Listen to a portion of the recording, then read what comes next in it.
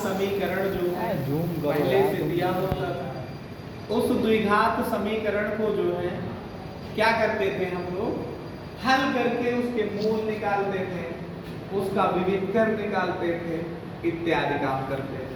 लेकिन अब हमें ऐसे कुछ प्रश्न दिए हैं जिनको द्विघात समीकरण में बदल के हल करना पड़ेगा, और हल करने के बाद आपको इनकी जो क्वेश्चन के हिसाब से जरूरत होगी उसको बताना पड़ेगा। तो उसी सीरीज का एक क्वेश्चन है, लिखा है कि एक भिन्न का अंश उसके हर से 2 कम है। भिन्न समझते हो, फ्रैक्शन। एक कोई फ्रैक्शन है ना, उसका जो अंश है हर से 2 कम है, तो बताइए छोटा कौन, अंश की हर। अंश हर से 2 कम है, कौन छोटा हो रहा, अंश की हर। अंश हर से कम है, कितना कम है, 2 कम है, तो अंश छोटा, हर बड़ा।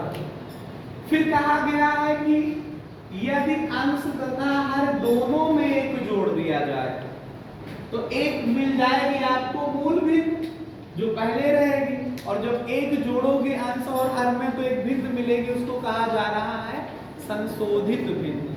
जब दोनों का योग करोगे तो कितना आता है, 19/15 आता है। तो कह रहे मूल भिन्न बताओ।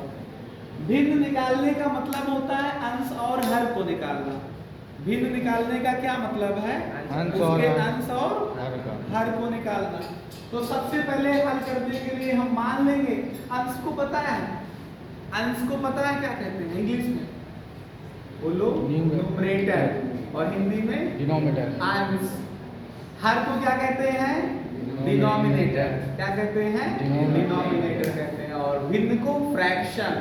तो अगर आप इंग्लिश में जानना चाहोगे तो कोई फ्रैक्शन है जिसका न्यूमरेटर जो है डिनोमिनेटर से 2 लेस है। कितना लेस है, 2 लेस है।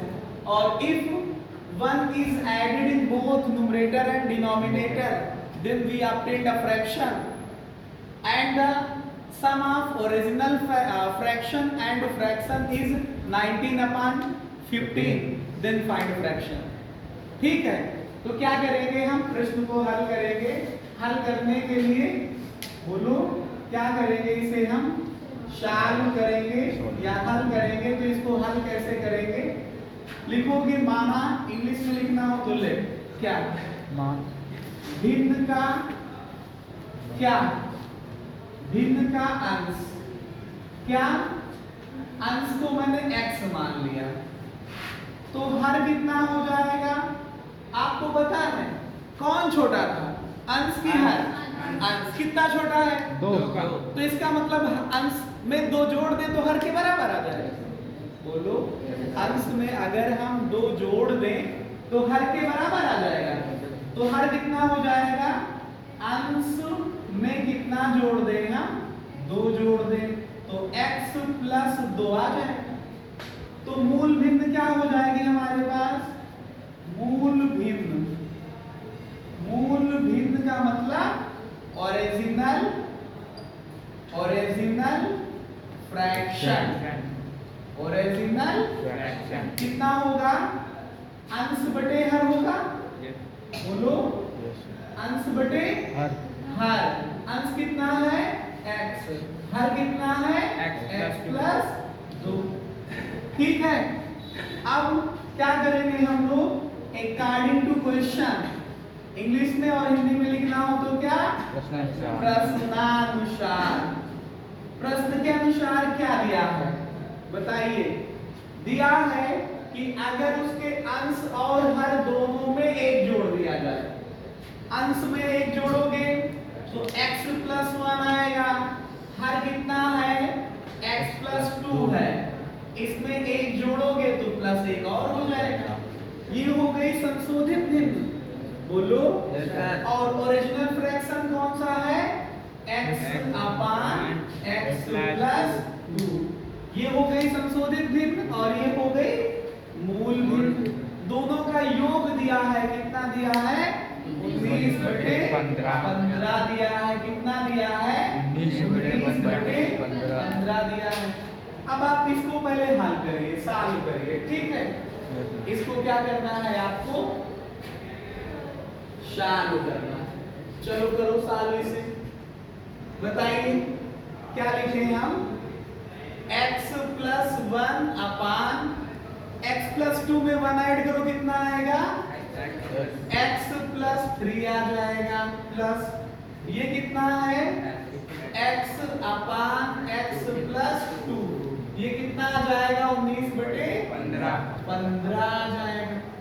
अब ये फ्रैक्शन या भिन्न को जोड़िए। कैसे जोड़ोगे? एक तो एलसीएम लेकर, दूसरा मेथड मैंने आपको बताया है कि जब दो फ्रैक्शन का केस हो, चाहे प्लस करना हो या माइनस करना हो, तो इसको इसमें मल्टीप्लाई कर लेना। प्लस करना है तो यहाँ प्लस का साइन लगाना, इसको इसमें मल्टीप्लाई कर लेना और डिनोमिनेटर को डिनोमिनेटर के साथ। तो क्या करोगे? x प्लस 1 को मल्टीप्लाई करोगे x प्लस 2 में, प्लस x से मल्टीप्लाई करोगे x प्लस 3 में, टोटल अपान में कितना? x प्लस 3 को मल्टीप्लाई करोगे x प्लस 2 में इक्वल्स टू कितना? 19 अपान 15 आएगा। कितना आ जाएगा? 19 अपान 15 आ जाएगा। फिर उसके बाद में आप इसको मल्टीप्लाई करिए, x को x में करिए x स्क्वायर, x को 2 में करिए 2x, 1 को x में मल्टीप्लाई करिए प्लस का 1x, प्लस 1 को प्लस 2 में करिए 2 तो 2 आ जाएगा।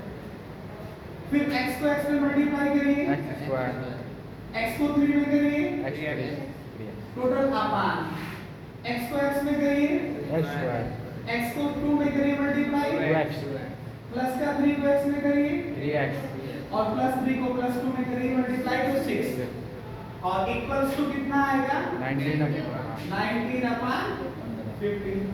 अब बताइए x स्क्वायर और x स्क्वायर कितना हो जाएगा? 2x स्क्वायर, x स्क्वायर करिए 2x प्लस 1x मतलब 3x और प्लस 3x तो कितना हो जाएगा? प्लस का 6 और प्लस का 2 भी ऊपर बच रहा है। टोटल अपान देखिए ये आया x स्क्वायर प्लस 3x और 2x मिलके कितना होगा? 5x और प्लस का 6, टोटल अपान 19/15, 19 अपान 15। अब इसको क्रॉस मल्टीप्लाई कर दीजिए, 15 इधर मल्टीप्लिकेशन में चला जाएगा और ये इधर डिवीजन से इधर मल्टीप्लिकेशन में चला जाएगा। तो 15 से मल्टीप्लिकेशन किसका होगा? 2x स्क्वायर का प्लस 6x का और प्लस 2 का और इक्वल्स टू 19 से किसका मल्टीप्लिकेशन होगा? x स्क्वायर प्लस 5x और प्लस 6 करिए मल्टीप्लाई इसको 2 को 15 में तो 30 और x स्क्वायर आ जाएगा। 15 को 6x में मल्टीप्लाई करिए 90 तो 90 और x आ जाएगा। 15 को प्लस 2 में मल्टीप्लाई करिए प्लस 30 आ जाएगा। ये कितना आएगा? 19x square plus 95x plus 114 बोलो 19 की टेबल तो आती होगी। 19 5 का 95 x 19 6 का 114 आ जाएगा। कितना आएगा? 114 आ जाएगा। इसको और आगे सॉल्व करिए। अभी ये आपके पास आया 30x स्क्वायर बोलो प्लस 90x फोकस करिए इस पे जो यहाँ पे लिखा अभी मैं उसको लिख रहा हूँ 30x square plus 90x plus 30 बोलो 19x स्क्वायर को ट्रांसफर कर लीजिए उस तरफ तो माइनस का 19x स्क्वायर माइनस का चला जाएगा 95x और माइनस का 114 तो इस तरफ क्या बचेगा? 0।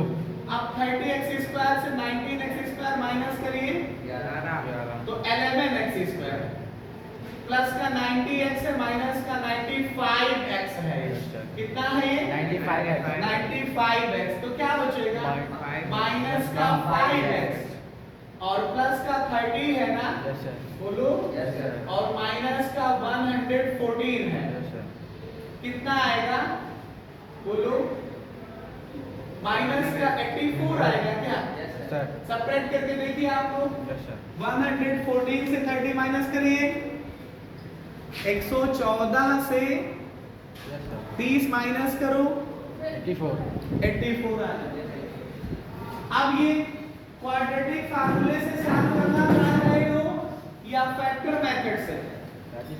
बताइए, इसको इसमें मल्टीप्लाई करिए 11 into 84, इसके फैक्टर कर लीजिए।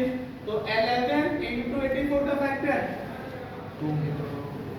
2 into 2 into 3 into 7, बोलो कि माइनस करने पे 5 आ जाए।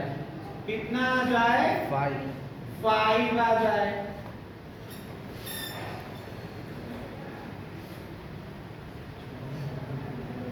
थोड़ा पास करो इसको, रोका।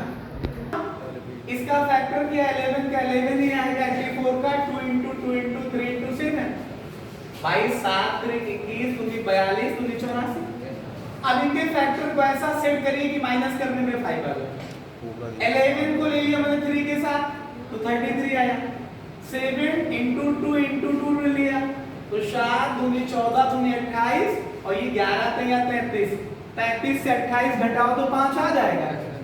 तो अब इसको सॉल्व कर लीजिए। ये आया 11x² माइनस 5 को क्या लिखोगे? 33 माइनस का 28 इंटू x माइनस का 84 इक्वल्स टू कितना? 0 आएगा ये। अब आप इसको मल्टीप्लाई करिए।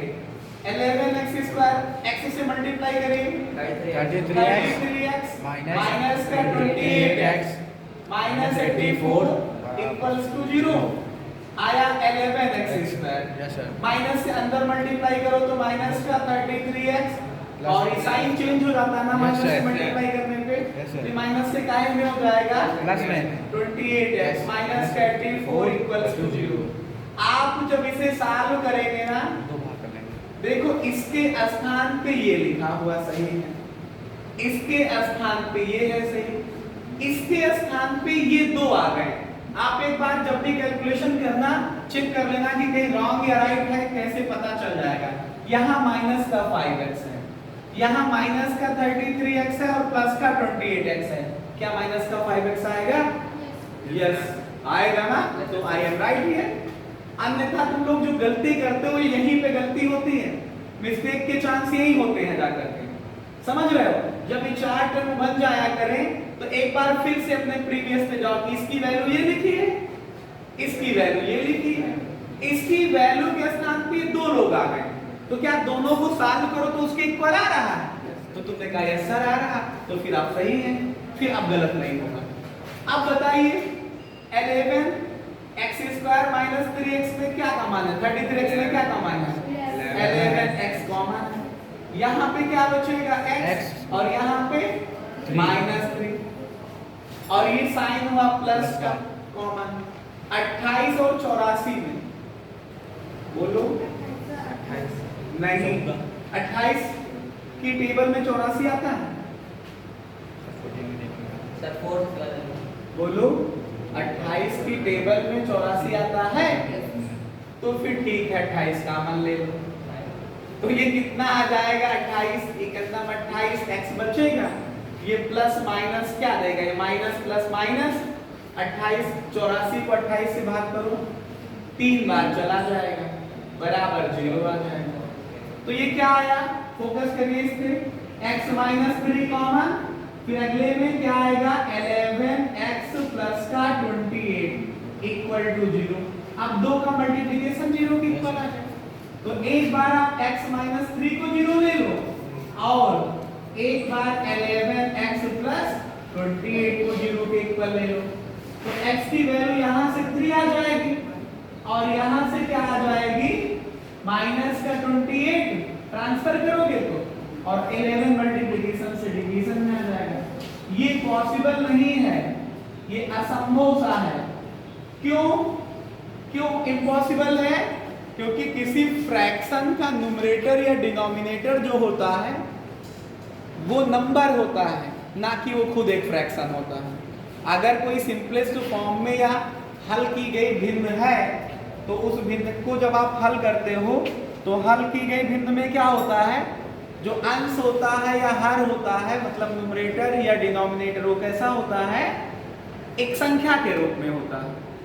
बात समझ पा रहे हैं? वो भी पॉजिटिव नंबर के रूप में। तो x की वैल्यू कितनी आ जाएगी? 3 आ जाएगी। तो y की वैल्यू, हेलो, x की वैल्यू 3 आई। बस थोड़ा सा स्पेस चाहिए मुझे। अब हमको भिन्न लिखना है। क्या लिखना है? भिन्न। तो जो आपके पास भिन्न है वो बराबर क्या थी? देखिए चल के वहां पे भिन्न क्या है? मूल भिन्न पूछा था। मूल भिन्न x बटे x प्लस 2 है। तो x का मान चाहिए था, ये निकल आया। कितना आएगा? x बटे x प्लस का 2। तो x की वैल्यू रखिए 3 बटे 3 प्लस का 2। कितना आएगा? 3 बटे 5। यही आपका फाइनल आंसर होगा जाकर के। ठीक है।